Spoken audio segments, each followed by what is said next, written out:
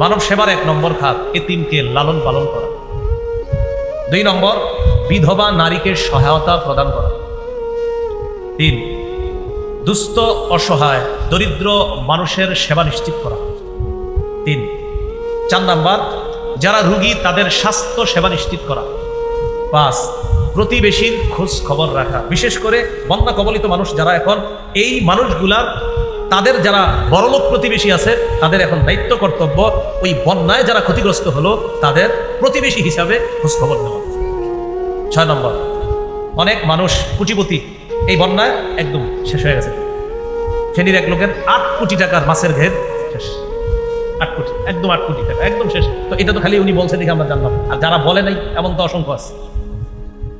তো যারা ধনী আছে তারা তাদেরকে কর্জে হাসানা দিতে পারে, এটা 6 নম্বর খাত, কর্জে হাসানা, ঋণ দেওয়া। 7 নম্বর ত্রাণ বিতরণ করা। আপনাদের এলাকাবাসীর কেউ যদি ত্রাণ নিয়ে যান, মেহরবানি করে ত্রাণ না লিখে লিখবেন হাদিয়া বিতরণ। কি লিখবো আমরা ইনশাল্লাহ? হাদিয়া বিতরণ। 8 নম্বর শরণার্থী যারা তাদেরকে আশ্রয় প্রদান করা।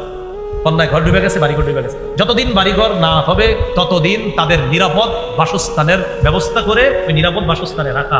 এরপর তাদের ওই ঘর বাড়িগুলোর ব্যবস্থা আমরা করতে হবে। করার পর তারপর ওই আশ্রয় কেন্দ্র থেকে তার ঘরে তাকে নেওয়ার ব্যবস্থা করবে।